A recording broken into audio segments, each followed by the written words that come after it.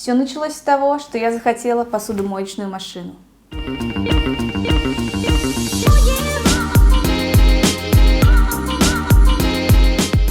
Чтобы поставить посудомоечную машину, нужно было встроить ее в гарнитур. Для этого нужно было убрать несколько нижних шкафов кухни. Так как столешница была слишком низкой, а посудомойку такой высоты я не нашла, нужно было поднимать всю кухню. Раз уж придется поднимать всю кухню, я решила переделать абсолютно все.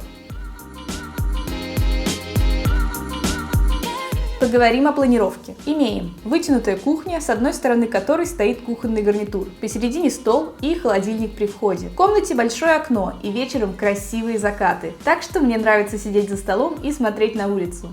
Но так вмещается только 3 стула и затрудняется доступ к дальним ящикам, из-за чего правый стул всегда приходилось задвигать. При такой конфигурации много места не использовалось, и было не очень понятно, что с ним делать. Ладно, допустим, вот сюда мы можем встроить посудомоечную машину, а вместо большого стола сделать столешницу, переходящую в подоконник, чтобы было удобно сидеть у окна. Но так стульев стало еще меньше, гостей не позовешь, да и неиспользуемое место все еще осталось. Потом я натолкнулась на идею сделать кухню с 2 сторон. Мне так нравится подобная конфигурация шкафов, но я думала, что в моем случае это просто невозможно. Будет негде пройти и негде сесть. Но если переставить шкафы, поставить с одной стороны раковину, посудомойку и духовку, а с другой ящики для хранения, то у окна как раз помещается стол и все 4 стула. Будет достаточно места для прохода, зона для готовки, зона раковины, место, где можно сделать себе кофе и есть где посидеть с ним у окна.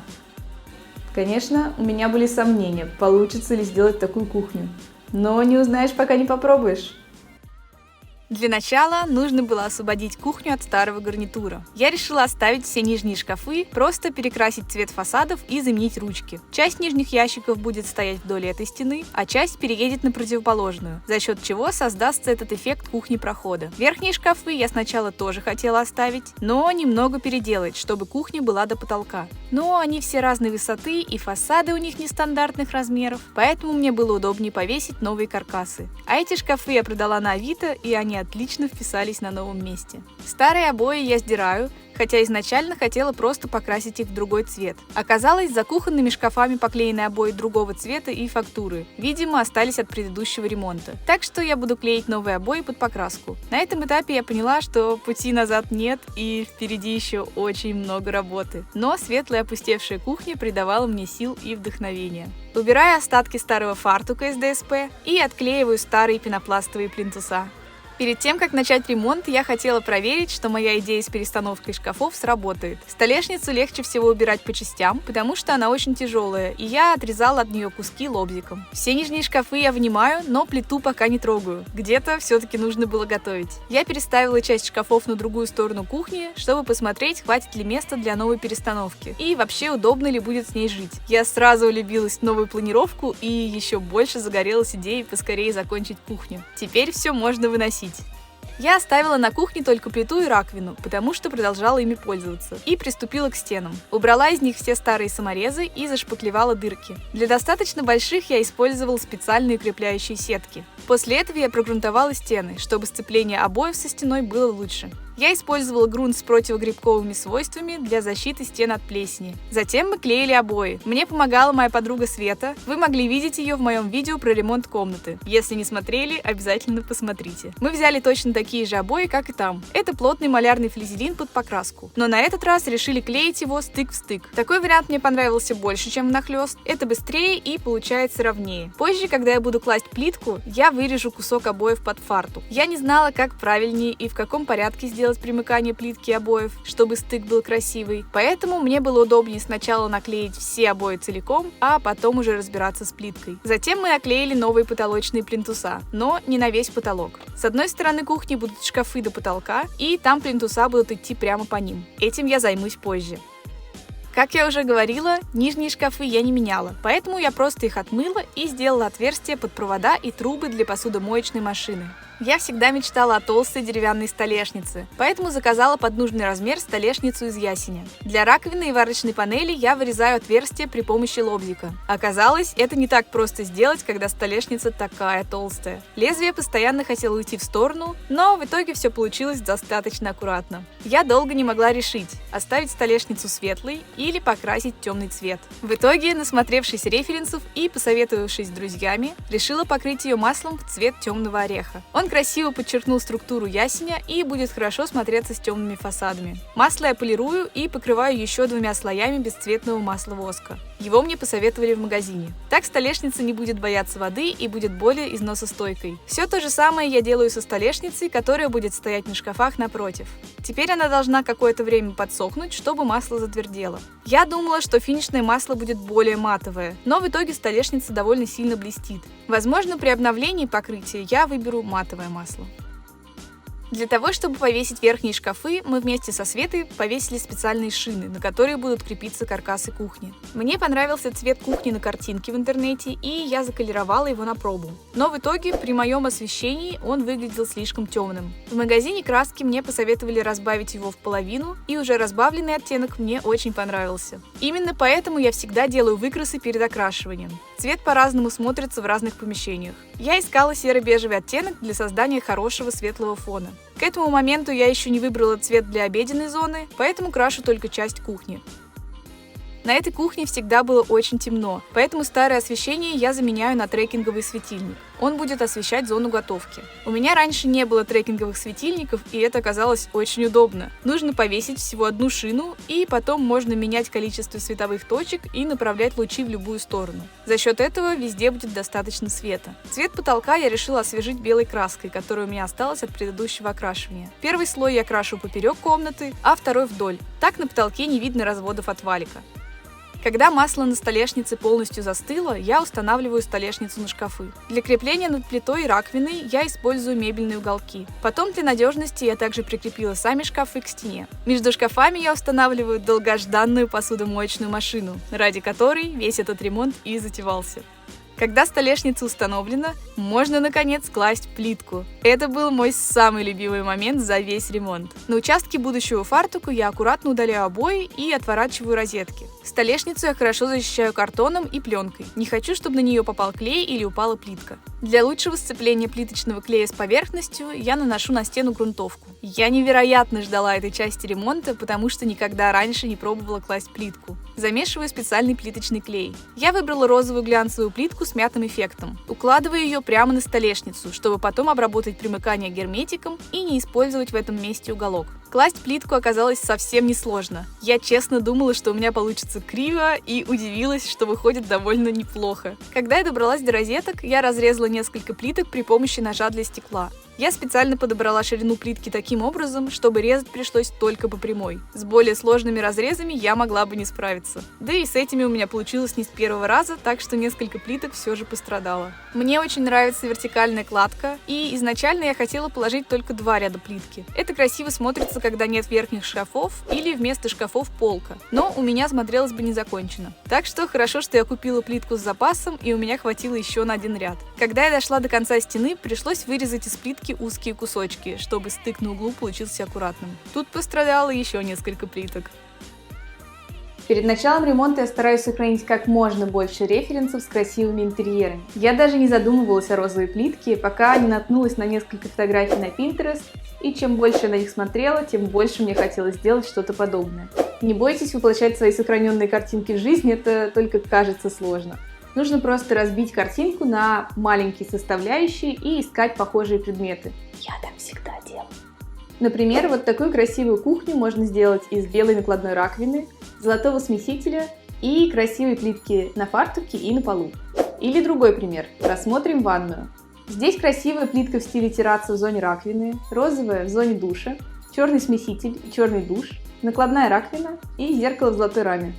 Все эти предметы я нашла на сайте Сантехника онлайн. У них можно найти абсолютно все для ванной комнаты и кухни, от плитки и аксессуаров до сантехники и мебели.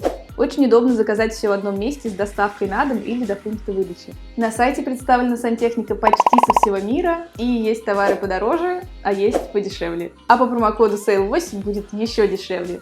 Также можно оформить рассрочку.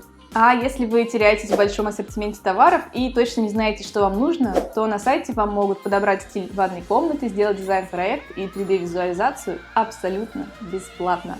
Мне кажется, это очень классно и удобно. Мне понравилось, как плитка смотрится с темными швами, поэтому я выбрала темно-коричневую затирку. Она не настолько яркая и контрастная, как черная, и хорошо оттеняет розовый цвет. Затем я поставила на место розетки, предварительно отключив электричество, и заполнила герметиком стык столешницы и плитки. Я покупала затирку и герметик одной фирмы и одного оттенка. На них даже было написано, что они попадают цвет в цвет, но на деле герметик оказался сильно светлее, чем затирка. И это, конечно, меня расстроило. Теперь я собираю верхние шкафы кухни. Они будут висеть только с одной стороны, там, где стоят плита и раковина. Шкафы очень удобно вешать на специальные шины, которые мы заранее повесили. Так каждый шкафчик не нужно отдельно выравнивать, остается только закрепить его к шине и к другим шкафам. Шкафы будут висеть в 2 ряда. Наверху будет храниться что-то, что я редко использую, а в нижнем ряду поместится сушка для посуды, микроволновка и вытяжка. Я сразу устанавливаю микроволновку, а крайний шкаф с вытяжкой я повешу попозже. В столешницу я устанавливаю раковину и смеситель, обработав все срезы силиконом, чтобы защитить дерево от воды и грязи.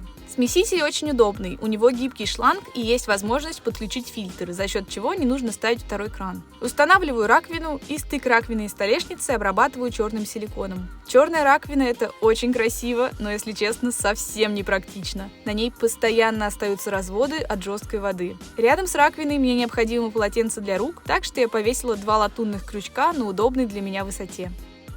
После того, как я положила плитку и стала вырисовываться цветовая картинка кухни, я наконец определилась с цветом обеденной зоны. Я решила сделать ее зеленой. Чтобы стык 2 цветов был по-настоящему ровный, я клею малярный скотч и прокрашиваю его сначала старым цветом, а только потом новым. Тогда он отклеивается очень ровной линией. Я люблю сочетание розового и зеленого, поэтому мне очень нравится, как цвет выглядит рядом с фартуком. Цвет называется сухой шалфей, и это очень красивый пепельно-зеленый оттенок. Для меня он очень спокойный и уютный. И я наконец-то крашу потолок не в белый. Я очень давно об этом мечтала. Так я зонирую обеденную зону и делаю пространство более цельным. Мне нравится, что стены и потолок одного цвета, и когда я здесь нахожусь, то меня комната как будто обнимает. Мне невероятно красиво. Потом я встроила новую варочную панель. Духовку я оставила старую, я ей не так часто пользуюсь. Я только покрасила у нее ручку и переключатели в черный цвет термостойкой эмалью. Край плитки я закрыла латунным профилем. Дальше я занялась покраской нижних шкафов кухни в графитовый цвет. Грунтовку мне посоветовали заколеровать в тот же цвет, потому что так темный оттенок ляжет ровнее. Когда грунтовка полностью высохла, я крашу шкафы краской для мебели. Она ужасно сильно пахла, и запах выветривался целый день. Но зато этой краски ничего не страшно. Также я покрасила старые фасады кухни, которые раньше были синие. Эти фасады из ДСП, сверху у них нет никакой пленки, поэтому я их предварительно просто шкурю. Краску я кладу в 2 слоя. У меня не было фасада для посудомоечной машины, поэтому я заказала на ближайшем распиле кусок МДФ по нужным размерам и также его покрасила. Затем я установила фасады, начиная с фасада для посудомойки. К нему я сразу прикрутила ручку. Я выбрала латунные ручки с AliExpress. Они очень тяжелые, приятные на ощупь и отлично смотрятся. На посудомойке и ящиках ручки будут длинные, а для шкафов я взяла маленькие кнопки в том же стиле. Чтобы поставить шкафы с противоположной стороны, мне нужно было сначала занести в кухню кресло, которое будет стоять у стола, потому что потом места в проходе будет слишком мало. Я искала кресло, которое бы подошло по высоте для обеденного стола и в котором можно было бы развалиться с ноутбуком или книжкой. Тут будет стоять 3 шкафа. Я скрепляю их между собой и точно так же шкурю, грунтую и крашу в графитовый цвет. Сверху прикрепляю столешницу. Тут уже не использую мебельные уголки, так как есть специальные планки для саморезов. Возвращаю на место все ящики, у которых я заранее покрасила фасады, и устанавливаю им такие же латунные ручки. Мне вообще не верится, что это старые синие шкафы, а не новая кухня. Они выглядят совсем иначе. Для симметрии я делаю у дверцы шкафчика тоже длинную ручку, а не кнопку. Ножки я прикрыла обычным готовым цоколем, который уже был графитового цвета. И по оттенку он подошел просто идеально, как будто я покрасила его той же самой краской. Самое главное в цоколе — это проверить, что посудомойка спокойно открывается. И мне повезло. Оранжевую деревянную дверь я решила покрасить в цвет стен, чтобы она растворилась в пространстве. Взяла грунт, который оставался от предыдущих переделок, и краску для стен. Сама дверь мне очень нравится. Я бы, может, еще поменяла стекло на гладкое без рисунка, но не хотелось для этого разбирать всю дверь. Ручку я оставила старую, просто покрасила ее матовой эмалью в черный цвет, и она стала выглядеть гораздо лучше. Наличники тоже покрасила и закрепила на жидкие гвозди. Затем я установила напольный плинтус. Решила взять высокий, он красиво вытягивает пространство. Сначала я прикрепила плинтус на монтажный клей, а когда клей окончательно высох, покрасила его краской в цвет стен, в каждой зоне в свой оттенок. Чтобы не испачкать пол, я подложила листы бумаги. Я люблю красить плинтуса в цвет стен, потому что это делает комнату выше. Так как в доме есть работающая вентиляционная шахта, к которой можно подключить вытяжку, я собрала воздуховод, который будет идти от вытяжки к шахте. Можно было бы не подсоединять вытяжку и сделать ее работающей на режиме рециркуляции. Но я решила, раз я могу это сделать, то почему бы и нет. Отверстия находятся сбоку от шкафов, поэтому воздуховод будет немного выходить из них и идти по потолку. Но я покрасила воздуховод в цвет фасадов, так что это будет не очень заметно. Крайний шкафчик у меня открывается не полностью, но там достаточно места, чтобы поместить в него все, что нужно. Сверху на шкафчике я прикрепляю доску, чтобы приклеить на нее потолочный плинтус. Так кухня будет примыкать к потолку и смотреться законченно. Мне нравится, когда у шкафов есть такой классический плинтус. На мой взгляд, эта маленькая деталь меняет весь интерьер. Я грунтую доску и плинтус и крашу их в цвет стен и будущих фасадов. Когда я заказывала шкафы, в наличии не было фасадов нужных размеров, поэтому я заказала фасады из МДФ на ближайшем распиле. Там же я заказывала и фасад для посудомойки. Я делаю в них отверстия под петли, шкурю перед покраской и после этого грунтую и крашу. Мне хотелось, чтобы верхние шкафы не перетягивали на себя внимание, поэтому я крашу их в тот же цвет, что и стены в этой части кухни, но использую специальную краску для мебели. Когда краска высохла, я устанавливаю все фасады на места. Над сушкой специальные крепления, чтобы фасады открывались наверх. Сначала все встает криво. В какой-то момент мне действительно казалось, что я никогда не смогу их выровнять. Но после долгой и нудной регулировки фасады встают на свои места. Я долго не могла подобрать ручки, которые хочу установить на верхние фасады, и в итоге заказала точно такие же, как на нижних ящиках, но в черном цвете. У меня в интерьере много черных акцентов, так что они отлично вписались. На верхнем ряду я использовала ручки-кнопки, потому что длинные ручки заняли бы почти всю высоту фасада и смотрелись бы громоздко.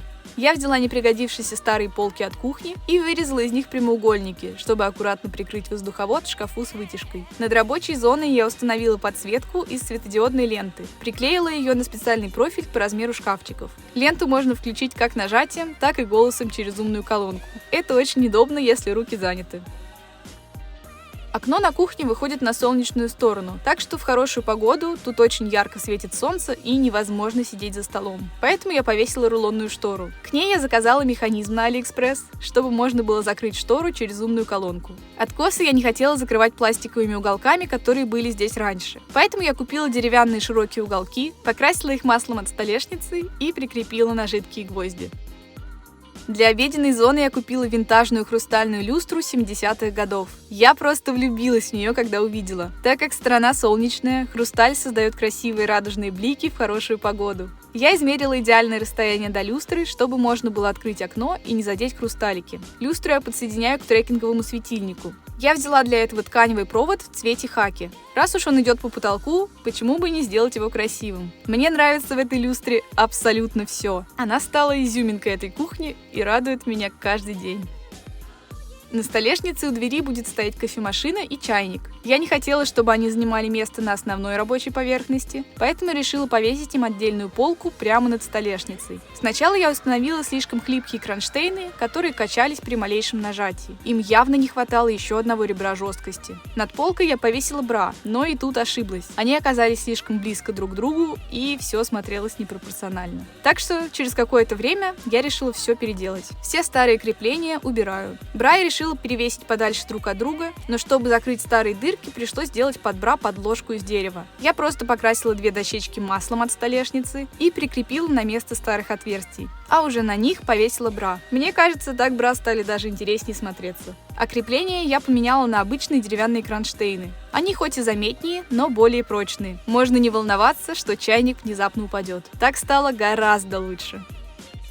В Старый стол я заменила, так как он был слишком громоздкий, и сидя в кресле я упиралась в ножку стола, что было очень неудобно. Поэтому я заказала туда стол на одной опоре, чтобы ногам было удобно, но он оказался очень неустойчивым. Производители предложили забрать его обратно, разрезали опору и раздвинули подальше друг от друга. Теперь стол встал идеально. Он устойчивый, красивый и ноги никуда не утыкаются. Вместо старых стульев ставлю отреставрированные румынские стулья. Мне очень нравится, что спинка у них тоже обтянута тканью, и пыльно-лиловый цвет видно со всех сторон.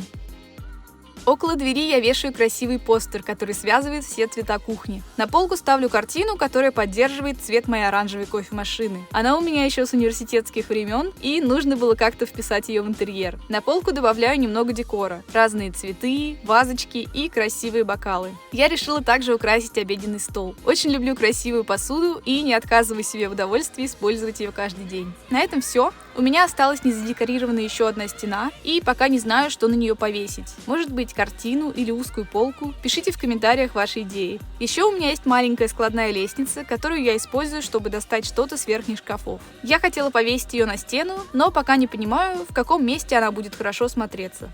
Ну что, посмотрим на результат? 1, 2, 3, funky.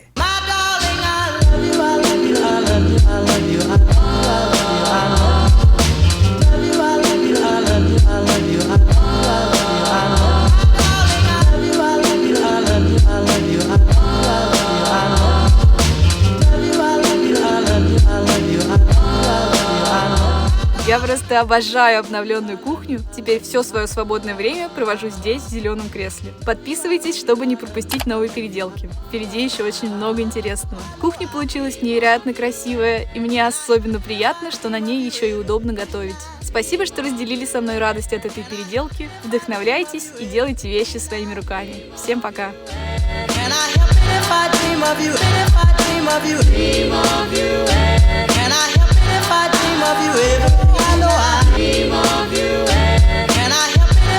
Dream of you ever.